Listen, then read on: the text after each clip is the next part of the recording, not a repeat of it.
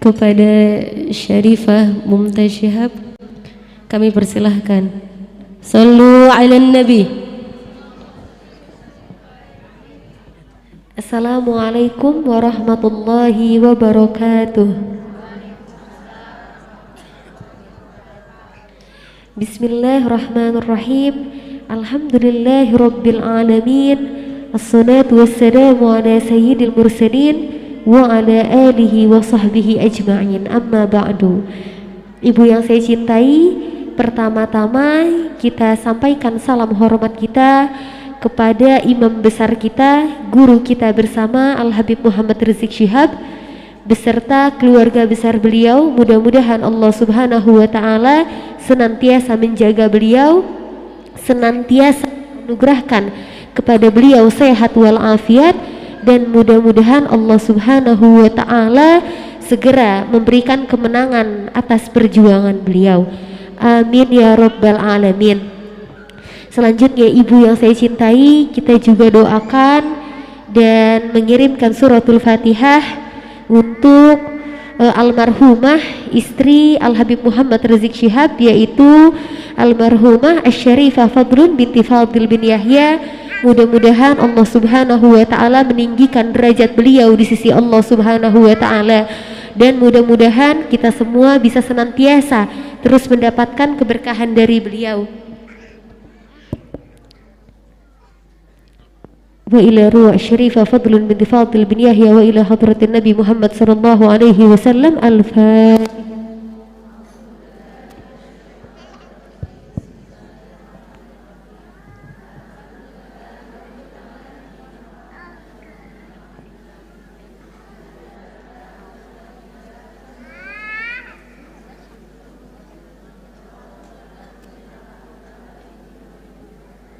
Amin amin ya rabbal alamin.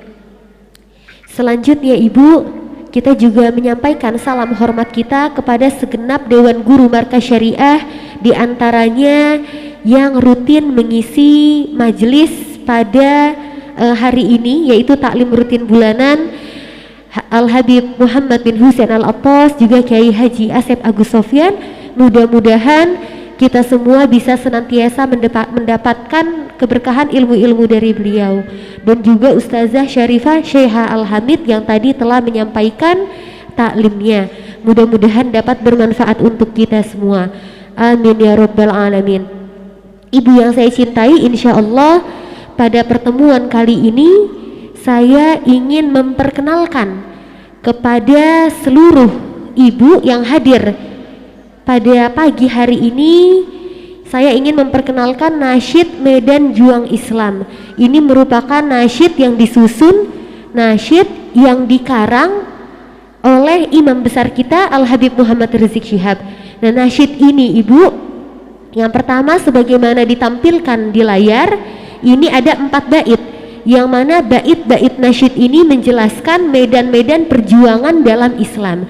Jadi medan perjuangan Rasulullah SAW dalam menyebarkan ajaran Islam, dalam misi untuk yaitu menciptakan akhlakul karimah kepada segenap umatnya, dalam misi membentuk segenap umat manusia yang berakhlakul karimah.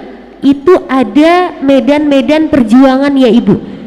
Nah, diantaranya ada 3 medan perjuangan yang dicontohkan dan diajarkan oleh Rasulullah SAW, dan ketiga medan ini tentu memiliki dalil yang kuat dari Al-Quran maupun As-Sunnah.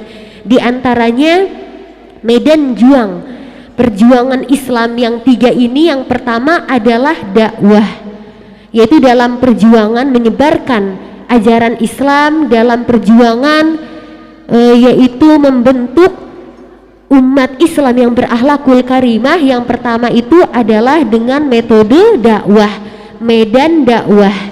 Nah, dakwah ini tentu kita mengajarkan kepada umat mana yang benar, mana yang salah, mana yang hak, mana yang batil, dan dakwah ini kita mengajak umat. Nah, yang kedua adalah hisbah. Apa itu hisbah? Hisbah adalah amar ma'ruf nahi munkar. Jadi ini sudah bukan mengajak lagi ibu. Kalau dakwah mengajak, tapi kalau hisbah ini tahapnya sudah memerintahkan pada kebaikan dan mencegah kemunkaran. Sebagai contoh ibu, misalnya di pondok pesantren. Nah, dalam pondok pesantren tatkala guru mengajarkan kepada muridnya bahwa sholat itu wajib, kita harus melaksanakan sholat. Jika tidak melaksanakan sholat, maka ada ancaman dari Allah Subhanahu wa Ta'ala. Ini namanya dakwah ibu. Kita menyampaikan ilmu tentang sholat, kita mengajarkan tata cara sholat, itu dakwah. Tapi kalau sang guru memerintahkan si murid untuk melaksanakan sholat, itu amar ma'ruf. Jadi tatkala dalam pondok pesantren sang ustadz, ayo sholat, azan maghrib sudah disuruh sholat lagi. Itu di pesantren bukan diajak lagi ibu. Masuk waktu sholat, murid disuruh sholat, santri disuruh sholat, bukan diajak lagi. Nah, ini namanya amar ma'ruf. Dan tatkala ketahuan ada santri yang tidak sholat, diberi hukuman. Nah, ini namanya nahi munkar. Jadi dalam pondok pesantren sebenarnya yang diterapkan bukan hanya dakwah, namun juga hisbah, sehingga lingkungan pondok pesantren senantiasa terjaga, yaitu tidak ada insya Allah daripada kemunkaran dan kemaksiatan, karena diterapkan amar ma'ruf nahi munkar. Sehingga kita jika memasukkan anak kita ke pondok pesantren, anak kita selain mendapatkan dakwah juga mendapatkan pendidikan hisbah dan mendapatkan lingkungan yang terjaga dari kemaksiatan. Berbeda apabila kita misalnya ibu mendidik anak kita di rumah. Nah, ini ada beberapa keluhan dari para ibu yang menyampaikan bahwa saya sudah mendidik anak saya dengan baik di rumah, saya sudah mencontohkan yaitu sholat, saya menjadi teladan bagi anak saya mengaji, namun capek-capek saya didik di rumah, tatkala anak saya keluar rumah maka ada pergaulan yang buruk di luar rumah, nanti anak saya tawuran dan lain-lain. Artinya ada kemunkaran yang mempengaruhi anak saya, sehingga anak saya belum juga menjadi baik. Nah, ini artinya ibu, hisbahnya belum jalan dengan sempurna. Artinya sang ibu belum mampu untuk menghindari kemunkaran mempengaruhi anaknya. Jadi belum mampu untuk menjaga anaknya agar tidak terkena pengaruh-pengaruh negatif di luar sana. Nah, sehingga hasilnya juga tidak akan maksimal. Sebagaimana dijelaskan oleh imam besar kita ibu, yaitu apabila kita berdakwah tanpa hisbah, maka ini perumpamaannya bagaikan kita menanam padi namun tidak membasmi hama. Jadi kita menanam padi berarti kita sedang berdakwah. Nah, kita membasmi hama berarti kita nahi munkar, amar ma'ruf nahi munkar, maka hasilnya padi akan bagus. Bu, kita kalau sibuk menanam padi tapi hama-hama yang merusak padi tidak kita basmi, tidak kita cegah, kira-kira hasil panennya bagus atau jelek? Kira-kira hasil panen berhasil atau gagal? Tentu akan gagal. Begitu pula pendidikan kita untuk anak-anak kita atau untuk murid kita, misalnya ibu, untuk anak murid atau masyarakat, tidak cukup hanya dengan dakwah, namun juga harus bekerja sama dengan medan hisbah. Bagaimana kita berdakwah menanam padi dan kita juga membasmi hama, yaitu kita menjaga agar tidak ada kemunkaran yang merusak anak-anak kita. Insya Allah jelas ibu? Alhamdulillah. Nah, ini adalah terkait dakwah dan hisbah. Selanjutnya medan yang ketiga adalah jihad fisabilillah, yaitu berjihad, berperang di jalan Allah Subhanahu wa Ta'ala. Nah, lalu di bait kedua, dakwah haruslah bijak dan lugas. Artinya kita dalam berdakwah, dalam menyampaikan yaitu ayat Quran dan hadis Nabi, dalam menyampaikan hukum-hukum Allah harus dengan bijak dan lugas. Selanjutnya hisbah mestilah cerdas dan tegas. Nah, hisbah ibu, tatkala kita memerintahkan anak kita untuk sholat misalnya, atau kita mencegah kemunkaran merusak daripada anak dan murid kita, tentu harus dengan tegas. Selanjutnya yang ketiga adalah jihad. Nah, jihad ini medannya berani dan keras. Kenapa berani dan keras? Karena di medan jihad ini kita sudah berkorban nyawa, yaitu kita sudah saling membunuh dengan musuh. Nah, dikarenakan jihad ini berkorban hingga terakhir nafas. Selanjutnya di bait yang ketiga, setiap medan yaitu dakwah, hisbah dan jihad wajib diisi oleh yang pantas dan memang ahli. Artinya Ibu, Rasulullah Shallallahu Alaihi Wasallam itu merupakan manusia sempurna, Rasul utusan Allah Subhanahu Wa Taala, Rasul utusan Allah Subhanahu Wa Taala yang tentu menguasai seluruh bidang. Rasulullah Shallallahu Alaihi Wasallam sangat sempurna dalam medan dakwah, begitu menguasai medan hisbah dan begitu pula jihad. Nah tentu kita umatnya mungkin tidak bisa benar-benar ahli dalam semua bidang. Ada bidang yang kita lebih ahli, misalnya kita lebih ahli dalam berpartisipasi dalam bidang dakwah atau dalam bidang hisbah misalnya. Nah sehingga setiap medan tentu harus diisi dan harus dikelola oleh yang pantas dan memang ahli di bidangnya. Dan semua medan wajib sinergi. Artinya setiap medan ini Ibu, 3 medan tadi harus bekerja sama dan bersinergi, bukan merasa benar sendiri. Sebagai contoh Ibu, di zaman sekarang misalnya Bu, ada ulama kita yang lebih berfokus pada medan dakwah dan ada ulama kita yang lebih berfokus dalam medan hisbah. Bu, itu sebenarnya ulama kita bukan berbeda jalan, bukan yang satu lembut yang satu tegas, bukan, melainkan para ulama kita sedang bekerja sama. Para ulama kita sedang bahu-membahu bekerja sama, bersinergi untuk melanjutkan perjuangan Rasulullah Shallallahu Alaihi Wasallam. Nah sehingga kita umat yang ada di bawah yang mengikuti ulama kita melihat ada perbedaan di antara ulama, jangan sampai kita salah memahami bahwa para ulama berbeda jalan. Insya Allah. Jadi sekali lagi bukan berbeda jalan, melainkan bekerja sama, bahu-membahu, bersinergi dalam setiap medan-medan perjuangan Islam. Lalu bait yang keempat, di sini ada nasihat dari imam besar kita.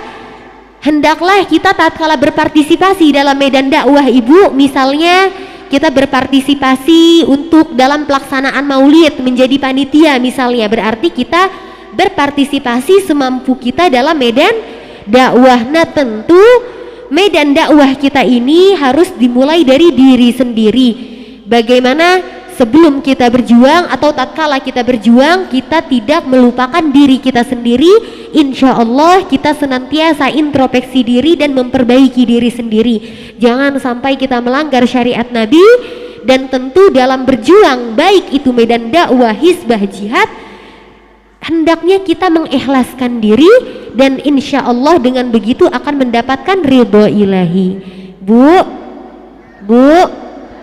siap baca nasyidnya? Alhamdulillah, sama-sama Bu, kita baca nasyidnya diiringi tim hadroh dari Markas Syariah. Allahumma sholli wa sallim wa barik alaih. Astaghfirullah Rabbi ya syakur. Astaghfirullah Rabbi ya sabur. Astaghfirullah Rabbi ya syakur. Astaghfirullah Rabbi ya sabur. Astaghfirullah Rabbi ya ghafur. Astaghfirullah min kulli hurur. Astaghfirullah Rabbi ya ghafur. Astaghfirullah min kulli hurur. Astaghfirullah Rabbi ya syakur. Astaghfirullah Rabbi ya sabur. Astaghfirullah Rabbi ya syakur. Astaghfirullah Rabbi ya sabur. Astaghfirullah Rabbi ya ghafur. Astaghfirullah min kulli ghurur. Astaghfirullah Rabbi ya ghafur. Astaghfirullah kulli gurur. Medan juang Islam adalah tiga, harus diingat, jangan dilupa. Medan juang Islam adalah dilupa. Pertama dakwah, kedua hisbah, kedua hisbah, ketiga jihad fisabilillah. Astaghfirullah Rabbi asyakur, astaghfirullah Rabbi as-sabur, astaghfirullah Rabbi asyakur, astaghfirullah Rabbi as-sabur, astaghfirullah Rabbi al-ghafur, astaghfirullah min kulli gurur, astaghfirullah Rabbi al-ghafur, astaghfirullah min kulli gurur. Dakwah haruslah bijak,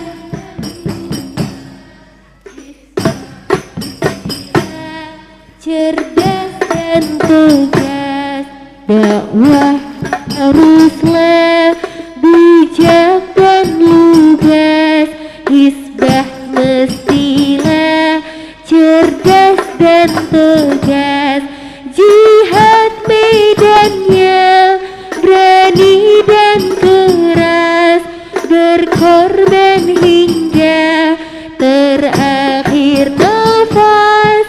Jihad medannya berani dan keras, berkorban hingga terakhir nafas. Astaghfirullah Rabbi asyakur, astaghfirullah Rabbi as-sabur, astaghfirullah Rabbi asyakur, astaghfirullah Rabbi as-sabur, astaghfirullah Rabbi al-ghafur, astaghfirullah min kulli gurur, astaghfirullah Rabbi al-ghafur, astaghfirullah min kulli gurur. Setiap medan wajib diisi oleh yang pantas dan memang ahli. Setiap medan wajib diisi oleh yang pantas dan memang ahli. Sebuah medan wajib sinergi, jangan merasa benar sendiri. Sebuah medan wajib sinergi, jangan merasa benar sendiri.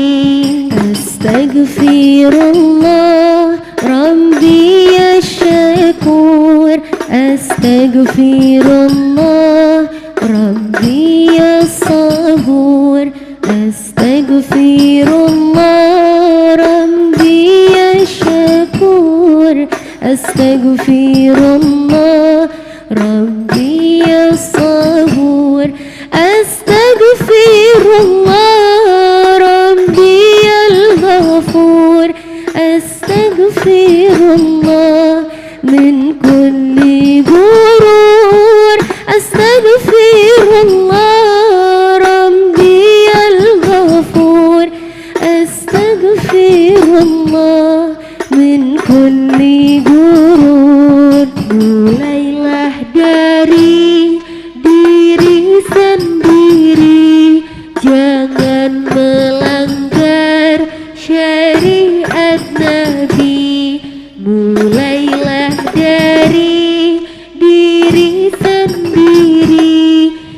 jangan melanggar syariat Nabi.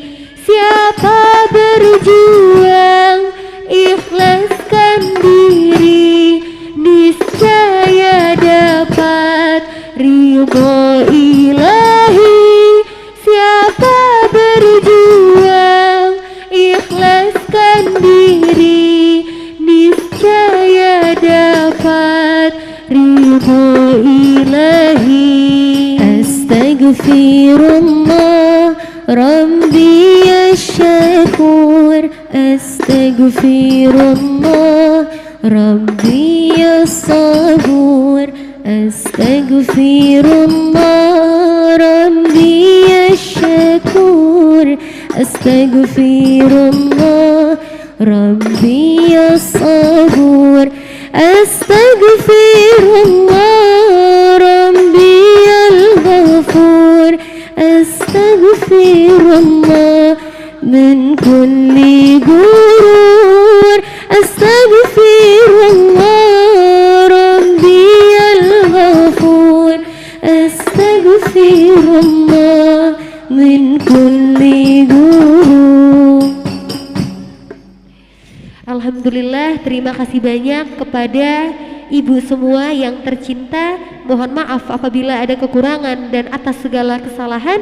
Hadani Allah wa iyyakum ila siratal mustaqim. Wassalamualaikum warahmatullahi wabarakatuh. Waalaikumsalam warahmatullahi wabarakatuh.